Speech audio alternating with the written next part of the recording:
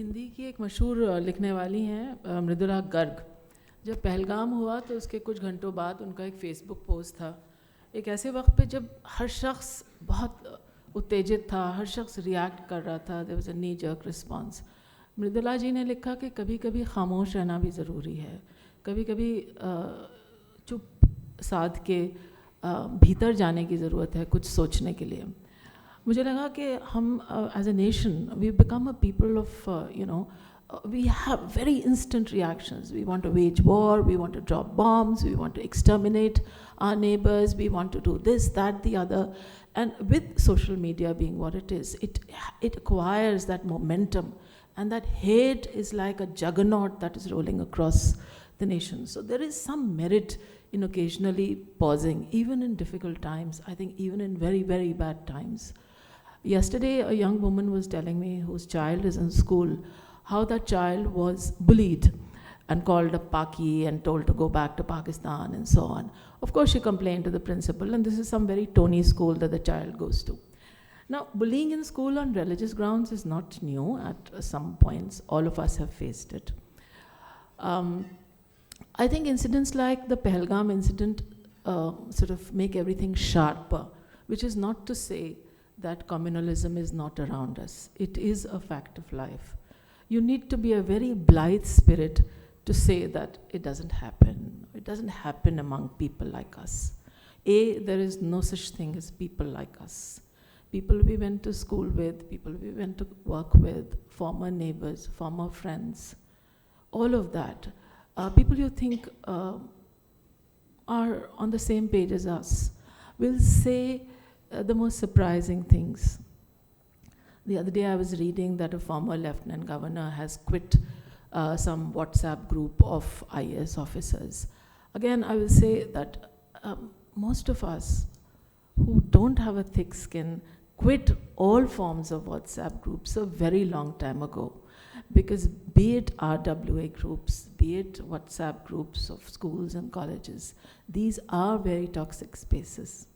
And the safe spaces that we thought we had are shrinking every day. And rooms like this are essentially an echo chamber. Harshi is able to find like-minded people to come and talk, and we can, let the guard down and talk. But tell me, honestly, how many people can you, among your circle of friends, have these conversations with? Within families, I know families are split right down the middle, be it the post-anti-CA riots or anything. Families are split right down the middle, and this is happening more and more. Now, I haven't come with any very coherent set of thoughts. I'm still thinking of what Mridula ji said, that there are certain times when you need to pause, when you need to go inward. I'm trying to do that, but at the same time, I'm very conscious that I'm 61 years old, so I've had a ringside view of how this country and this city of Delhi, I've lived in Delhi for almost my entire life.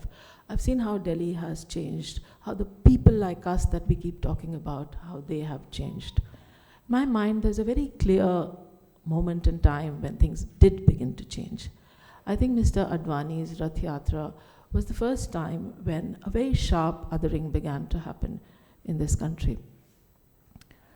I'm not a political scientist, I'm not a lawyer, I'm not a theologian, I'm just a writer, I'm just a person who looks at civil society.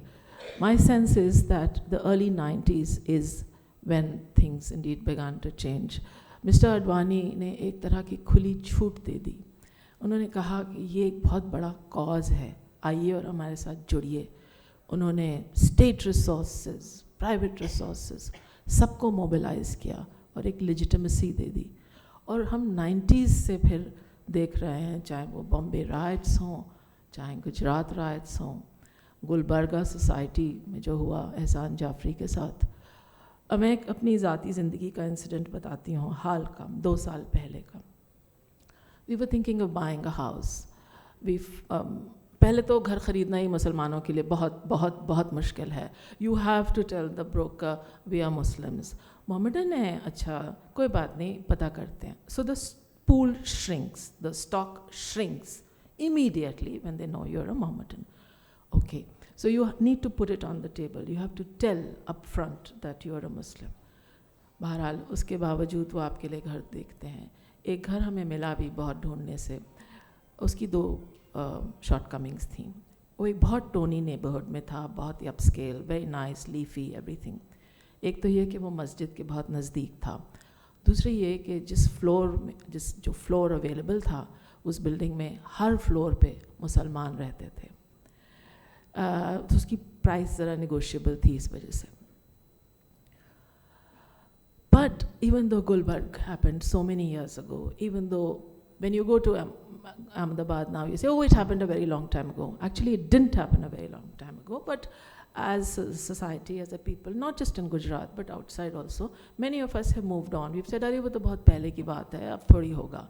But I must confess to you that I chickened out. I didn't buy that house because of its proximity to the masjid, because of the fact that every floor was occupied by a Muslim. And I felt that there was a huge invisible X drawn on that building, and we were sitting ducks. Now, let's talk of privilege. You would think that education is a privilege. You would think that having friends in the right places is a privilege, but I don't think so. I think the fear that many Muslims like me feel, is not to be poo-pooed. Like pain, fear is not quantifiable. आपको बुखार है तो thermometer से पता चल जाएगा कि कितना बुखार है.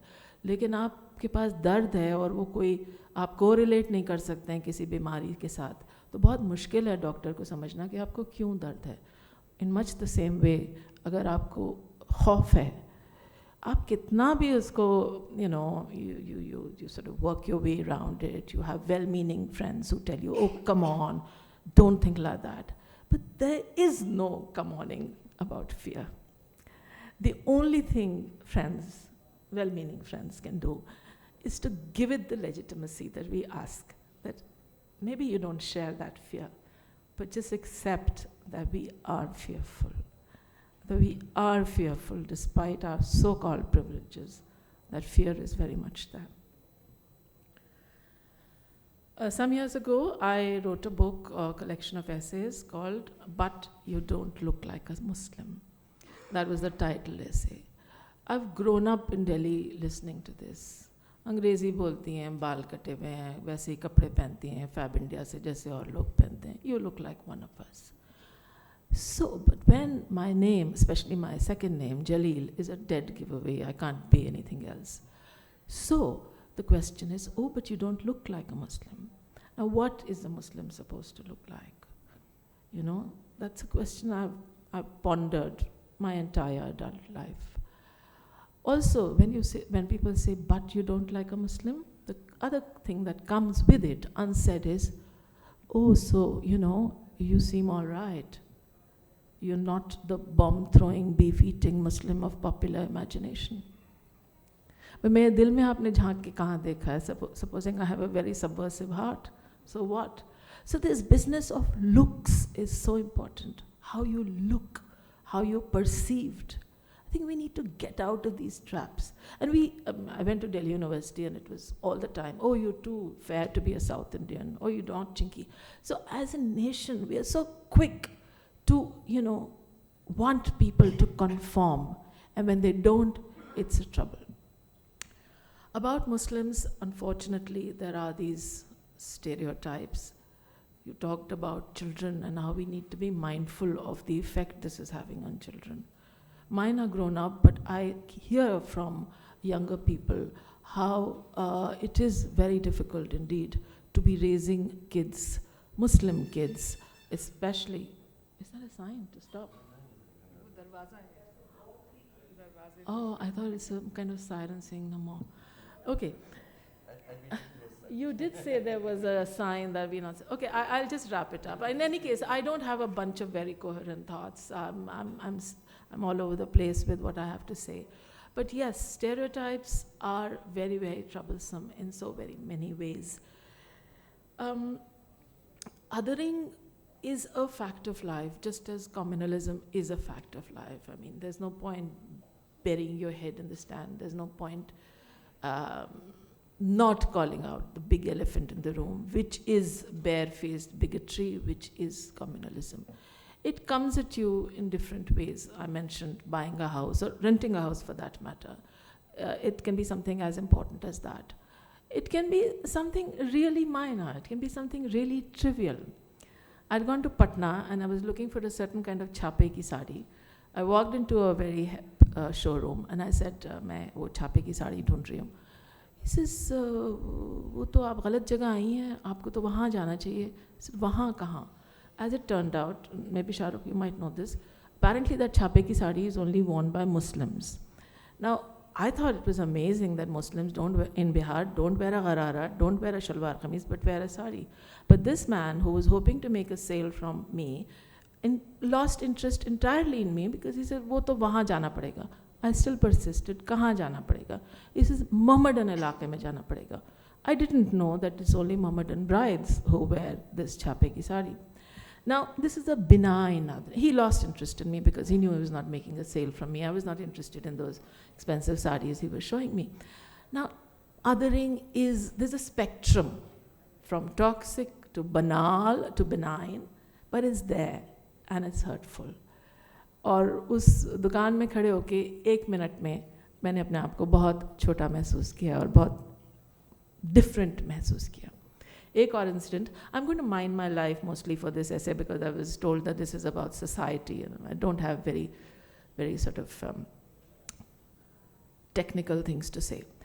I've written about most of these things. I like to write about these things. I do like to sort of call it out whenever I can. And thanks to The Wire and Scroll, they're always ready to publish these first-person accounts. So some time ago, I had a maid who went on leave and she gave me a replacement. The replacement came for 1 day. She didn't come thereafter. I asked and I was told that she doesn't wish to work in a Muslim home. I wrote a post about it on Facebook. That's the other thing. I do like to write on Facebook often. Now, this is a worrying thing that we have. Often when the point one is trying to make is about communalism, outright bigotry, good people, well-meaning people, often try to divert it into class and caste.